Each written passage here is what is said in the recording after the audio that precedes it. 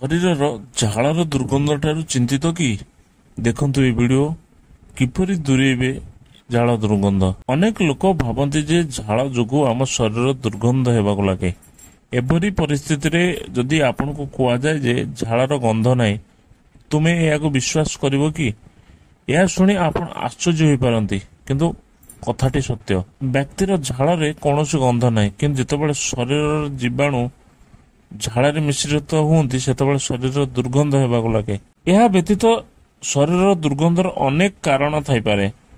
ବିଶେଷଜ୍ଞମାନେ କହିଛନ୍ତି ଯେ ଆମେ ଖାଉଥିବା କିଛି ଖାଦ୍ୟ ପଦାର୍ଥ ମଧ୍ୟ ଶରୀର ଦୁର୍ଗନ୍ଧ ହୋଇପାରେ। ଏହି ଖାଦ୍ୟ ସାମଗ୍ରୀ କମ୍ ଖାଇବା ଦରକାର। ତେବେ କେଉଁ ଖାଦ୍ୟ? ଆସନ୍ତୁ ଜାଣିବା। କୋବିରେ ଗନ୍ଧକ ଯୌଗିକ ଥାଏ। ହଜମ ହେଲେ ସେମାନେ ହାଇଡ୍ରୋଜେନ ସଲଫାଇଡ୍ ଗ୍ୟାସ୍ ମୁକ୍ତ କରନ୍ତି। ଏହି ଗ୍ୟାସ୍ ଖରାପ ଗନ୍ଧ କରିଥାଏ।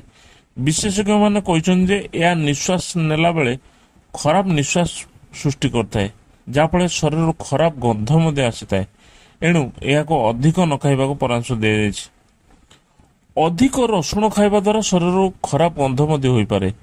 ବିଶେଷଜ୍ଞମାନେ ମଧ୍ୟ କହିଛନ୍ତି ଯେ ରସୁଣ ମଧ୍ୟ ନିଶ୍ୱାସ ନେଲାବେଳେ ଖରାପ ନିଶ୍ୱାସ ସୃଷ୍ଟି କରିଥାଏ। 2019ରେ ପ୍ରକାଶିତ ଏକ ଅଧ୍ୟୟନ ଅନୁଯାୟୀ ଅନୁସନ୍ଧାନକାରୀ ଜାଣିବାକୁ ପାଇଛନ୍ତି ଯେ ରସୁଣ ଖାଇବା ଦ୍ୱାରା ଶରୀରର ଦୁର୍ଗନ୍ଧ ମଧ୍ୟ ବଢ଼ିଥାଏ। କିଛି ଲୋକ ମସଲା ଖାଦ୍ୟ ଖାଇବାକୁ ଭଲ ପାଆନ୍ତି। ଏପରି ଖାଉଥିବା ଲୋକମାନେ ଖାଦ୍ୟରେ ଅତ୍ୟଧିକ ମସଲା ମିଶାନ୍ତି। ତେବେ ବିଶେଷଜ୍ଞମାନେ କହିଛନ୍ତି ଯେ ମସଲା ଯୁକ୍ତ ଖାଦ୍ୟ ଖାଇବା ଦ୍ୱାରା ଶରୀରର ଦୁର୍ଗନ୍ଧ ମଧ୍ୟ ବଢ଼ିପାରେ, କାରଣ ମସଲା ଶରୀରର ତାପମାତ୍ରା ବୃଦ୍ଧି କରିଥାଏ। ଏହା ଅତ୍ୟଧିକ ଝାଳ ଓ ଖରାପ ଗନ୍ଧର କାରଣ ମଧ୍ୟ ହୋଇଥାଏ। ଏହା ଖରାପ ନିଶ୍ୱାସ ମଧ୍ୟ ସୃଷ୍ଟି କରିଥାଏ। ତେଣୁ ଶରୀରର ଦୁର୍ଗନ୍ଧରେ ପୀଡ଼ିତ ବ୍ୟକ୍ତିମାନେ ମସଲା ଯୁକ୍ତ ଖାଦ୍ୟ କମ୍ କରିବା ଉଚିତ ବୋଲି ବିଶେଷଜ୍ଞ ମତ ଦେଇଛନ୍ତି। କିଛି ଲୋକ ଦୈନନ୍ଦିନ ମାଂସାହାରୀ ଖାଦ୍ୟ ଭୋଜନ କରନ୍ତି। ପ୍ରାୟତଃ ଚିକେନ, ମଟନ, ମାଛ ପରି ସେମାନେ ପ୍ଲେଟରେ ରହିବା ଜରୁରୀ।